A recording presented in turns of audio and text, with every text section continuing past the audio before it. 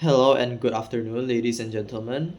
Under the motion of this House prefers a world where welfare programs are done through direct cash transfer as opposed to food and or basic necessity handouts, the opposing team stands in strong support of a world where welfare programs are delivered through food and basic necessities handouts rather than direct cash transfers.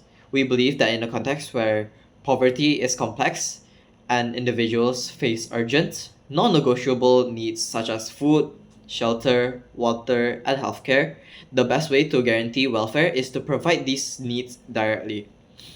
Our model envisions governments and agencies distributing essential goods like food packages, hygiene products, fuel, or medical aid based on verified eligibility, ensuring that no one falls through the cracks. Our first argument is that handouts guarantee outcome, whereas cash only assumes them.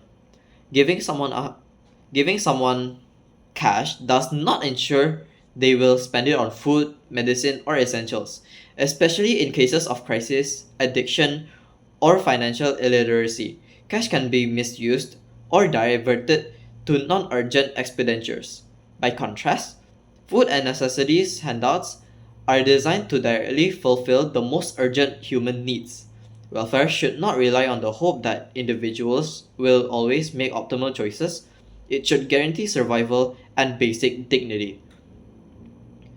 Second, we argue that handouts better protect vulnerable groups, particularly women and children. In many households, cash is controlled by a single decision maker who may not distribute it fairly. With handouts, children receive school meals, women receive hygiene kits, and families receive essentials without worrying about internal dynamics or economic coercion. In this way, goods based welfare is more equitable and protective.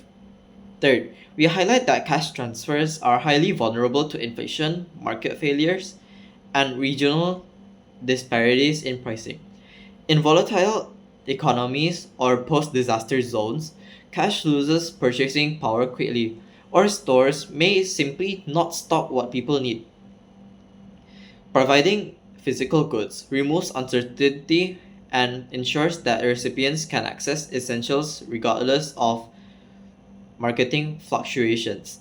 A food parcel has stable value, cash might not. Next, we argue that handout systems build resilience and infrastructure. Distributing food, medicine, and essentials requires investments in logistics, warehouses, supply chains, and trained staff. These systems create job create job opportunity, build local capacity, and leave lasting benefits to the broader economy. Unlike cash programs that simply pass money through to individuals, moreover, handouts allow governments to buy from local farmers or producers, still stimulating local markets without triggering inflation or shortages. We also note that cash transfers can increase exploitation and predatory behavior. Vulnerable recipients become easy targets for scams, theft, domestic abuse, or even pressure to hand over their money.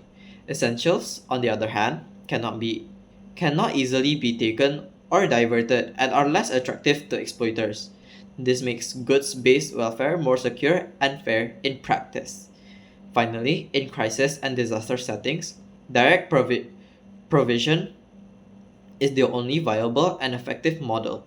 During war, famine, or pandemics, markets often collapse.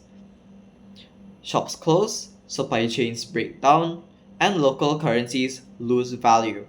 In such cases, it is food shipments, mobile clinics, and public shelters that saves lives, not mobile cash apps. Welfare should be crisis proof, and handouts are. The oppos- the government team will argue that cash is efficient and empowering, but we believe these are oversimplifications. Efficiency is meaningless if people still go hungry.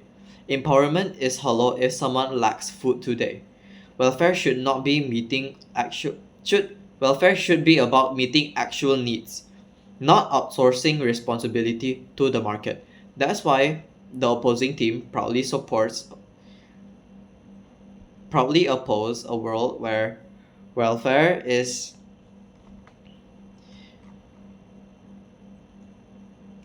done through direct cash transfers as opposed to food and or basic necessity handouts. Thank you.